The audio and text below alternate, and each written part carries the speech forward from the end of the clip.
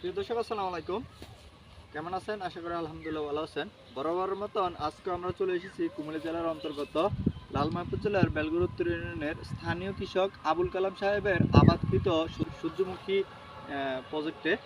এই প্রজেক্টে আসার মূল উদ্দেশ্য হচ্ছে সূর্যমুখী পরিপূর্ণভাবে কি আবাদ করার ফলে আপনি কেমন লাভবান হবেন এই বিষয়গুলোই জানার চেষ্টা করেছি। পাশাপাশি আপনাদের আমরা বলেছি যে এই সূর্যমুখী কিভাবে পরিপূর্ণভাবে উৎপাদন করা যায়, এই সূর্যমুখীর বীজ কিভাবে সংগ্রহ করা যায়, এই বিষয়গুলোই আপনাদের জানার চেষ্টা করেছি। তারই একটি ধাপ হচ্ছে এই সূর্যমুখী কিভাবে উৎপাদন করবেন, কিভাবে গড়ে তুলবেন, কি প্রসেসিংয়ের মাধ্যমে আপনারা এই বীজগুলো সংগ্রহ করবেন। আমরা যদি একটু দেখানোর চেষ্টা করি, আমার অপোজিট পাশে রয়েছে সারি সারিভাবেই গাছগুলো। এই গাছ থেকেই পর্যায়ক্রমে যে ফুলগুলো রয়েছে সেই ফুলগুলোই কিন্তু আজকে আলতোভাবেই গাছের 1/3 রেখেই এই বীজগুলো কিন্তু শুকানোর যে প্রক্রিয়া সেই প্রক্রিয়ায় কিন্তু এভাবে রাখা হয়েছে। আমরা যদি আরও একটু দেখানোর চেষ্টা করি যে এভাবেই রোদে শুকানোর জন্য কিন্তু এভাবে রাখতে হয়। রাখার ফলে কি হবে, আপনারা এভাবে বীজগুলো যখন আপনি পরিপূর্ণভাবে যখন শুকিয়ে যাবে তখন এই বীজগুলো কিন্তু এভাবে যখন এই বাড়ি দিবেন তখন এই বীজগুলো কিন্তু সংগ্রহ করতে পারবেন। আমরা যদি একটু এভাবে দেখানোর চেষ্টা করি যে বীজগুলো কিন্তু একেবারেই পরিপূর্ণভাবে প্রত্যেকটা স্টেপ বাই স্টেপে এই বীজগুলো রয়েছে। এই বীজগুলো পরিপূর্ণভাবে ফুলটা পরিপূর্ণভাবে শুকানোর পরবর্তী সময় যখন আপনি এইভাবে দিবেন, দেওয়ার সাথে সাথেই এই বীজগুলো বেড়ে আসবে এবং আপনি এই বীজগুলো থেকে প্রসেসিংয়ের মাধ্যমে তেল সংগ্রহ করতে পারবেন এবং এই তেলগুলোই আপনি একসময় বাজারজাত করতে পারবেন এবং এই তেল থেকেই আপনি অধিক পরিমাণ অর্থ সংগ্রহ করতে পারবেন।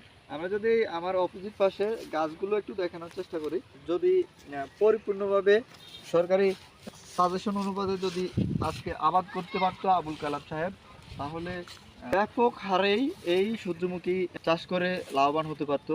এখানে সঠিক প্রক্রিয়া যেটি, সেই সঠিক প্রক্রিয়া সঠিক সাজেশন না থাকার কারণে আজকে সূর্যমুখী আবাদ করে উনি ওনার যে ফসল, কাঙ্ক্ষিত ফসল, সেই কাঙ্ক্ষিত ফসল পরিমাণে ফুলগুলো ছোট হয়েছে।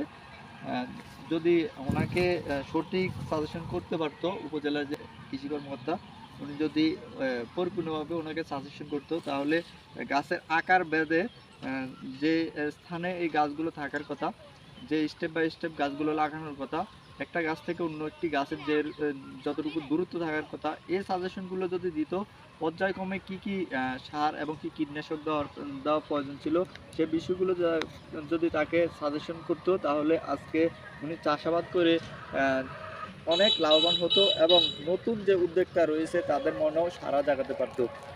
জানি না এই ফুলগুলো উনি আবাদ করার ফলে কতটুকু বীজ সংগ্রহ করতে পারে, যদিও আমরা ভিডিওর মাধ্যমে আপনাদের পূর্বের প্রতিবেদনগুলো দেখানোর চেষ্টা করেছি।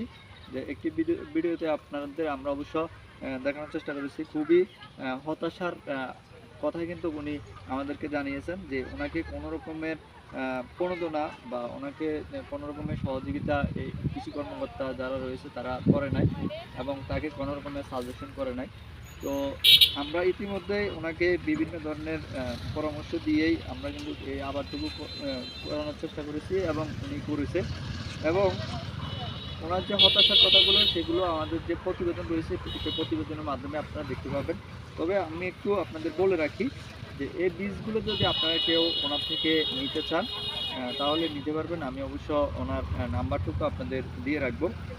এবং কি কি প্রক্রিয়ায় আপনারা নেক্সট যারা আমাদের তরুণ উদ্যোক্তা রয়েছেন, যারা সূর্যমুখী নেক্সট টাইম আবাদ করবেন, কি কি প্রক্রিয়ায় কি কি স্টেপ আপনাদের পার করতে হবে, কিভাবে আপনারা এই সূর্যমুখী আবাদ করবেন, সেই বিষয়গুলো আমরা অবশ্যই আমাদের নেক্সট প্রতিবেদনের মাধ্যমে দেখানোর চেষ্টা করব। এবং আমার এই প্রতিবেদনের মাধ্যমে আমি আমার ডিসক্রিপশন বক্সে অবশ্য এগুলার পর্যালোচনার ভিত্তিতে আমি বিবরণ দেওয়ার চেষ্টা করব। পুরো প্রতিবেদনটি দেখবেন এবং আমার ইনবক্সে থেকে আপনারা এই বিস্তারিত বিষয়টুকু জেনে যাবেন।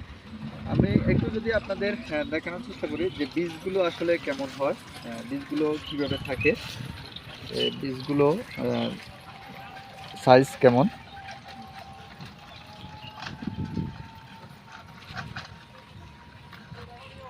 এ হচ্ছে বীজগুলো। আপনারা যারা এই বীজগুলো সূর্যমুখী থেকে সংগ্রহ করতে চান বা সূর্যমুখী ফুলের বীজ আপনাদের প্রয়োজন, কাঙ্ক্ষিত কৃষকের সাথে যোগাযোগ করে আপনারা এই বীজগুলো সংগ্রহ করতে পারবেন।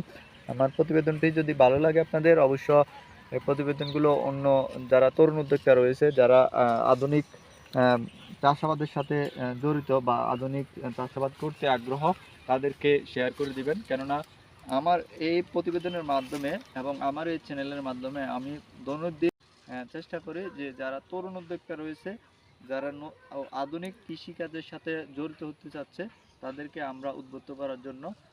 সবাই ভালো থাকবেন, সুস্থ থাকবেন। নেক্সট প্রতিবেদন দেখতে আমাদের সঙ্গে থাকবেন। ধন্যবাদ।